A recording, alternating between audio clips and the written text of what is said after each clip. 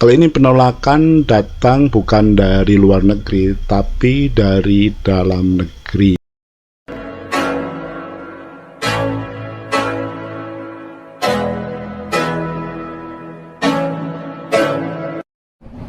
Bertemu lagi di channel saya Sigit Food. Kali ini saya akan membahas sebuah berita yang cukup menarik. Jadi ini masih berkaitan dengan penolakan Ustadz Abdul Somad di Singapura beberapa waktu yang lalu ya.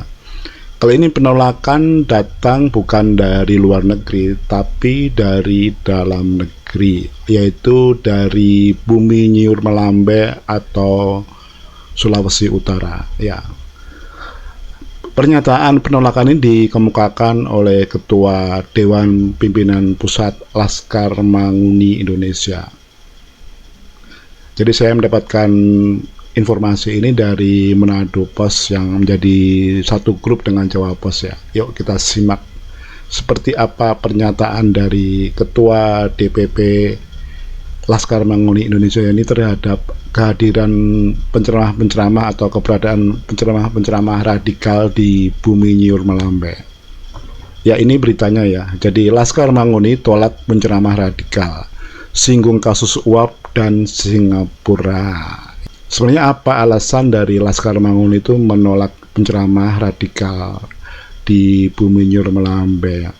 Yang jelas mereka itu mengharapkan agar Sulawesi Utara yang selama ini hidup rukun damai dan antar umat beragama tidak ada gesekan-gesekan, tidak terjadi gesekan di kemudian hari gara-gara kehadiran penceramah radikal. Intinya seperti itu.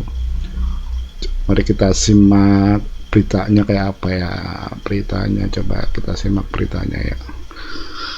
Nah, ini adalah beritanya dari Manado Post ya. Saya ambil dari Manado Post ya. Judulnya Laskar Manguni Indonesia tolak penceramah radikal, singgung kasus uap dan Singapura. Jadi ini diberitakan tanggal ini ya 21 Mei 2022. Jadi kemarin ya. Nah, di sini ini adalah Ketua Umum Dewan Pimpinan Pusat Laskar Manguni, yaitu beliau ini adalah PDT Hani Panto ya. Di dalam sebuah acara dia menegaskan bahwa Laskar Manguni Indonesia itu menolak kehadiran penceramah agama dari agama apapun ya, catat ya, dari agama apapun. Jadi jangan tersinggung kalau dari kalangan muslim menyatakan bahwa diskriminasi. Saya apresiasi dengan pernyataan dari Ketua DPP Laskar Manguni yang mengatakan bahwa LMI itu menolak penceramah dari agama pun yang dalam isi ceramahnya itu membawa perpecahan dan kebencian. Nah, ini akan yang harus digarisbawahi ya. Ini saya garis bawahi ya, bahwa ini tidak ada diskriminasi.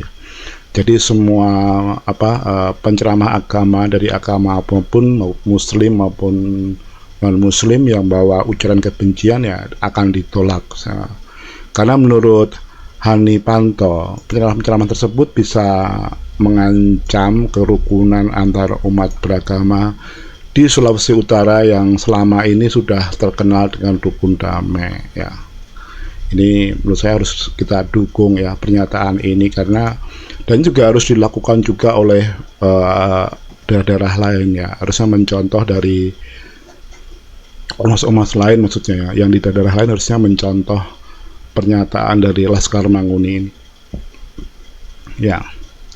Sebenarnya pernyataan dari Laskar Manguni Indonesia juga berkaitan dengan penolakan kemarin itu ya, si Ustadz Abdul Somad ketika ditolak masuk ke Singapura ya. Jadi adapun ini ya saya bacakan aja nih ya, ya ini pernyataannya ya. Ini dari beritanya ya. Jadi adapun pernyataan tegas Panto sebagai bentuk warning ya, ini warning ya. Jadi peringatan keras ya akan adanya penolakan terhadap Ustadz Abdul Somad atau UAS di Singapura beberapa waktu lalu ya.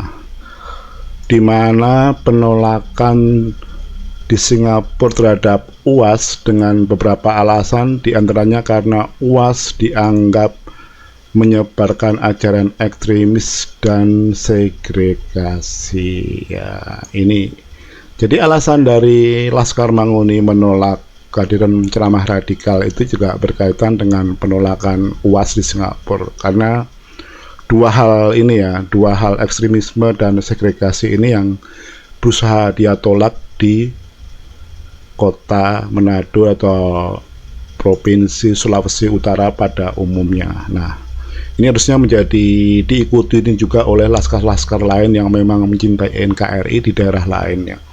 Karena bagaimanapun juga jangan sampai Indonesia itu pecah karena ceramah agama ya. Ya kita nggak mau seperti negeri-negeri lain di Timur Tengah yang rusak karena pertikaian antar agama atau antar agama sendiri gitu ya, atau pertikaian antar aliran agama. Ya, semoga apa yang saya bagikan bermanfaat.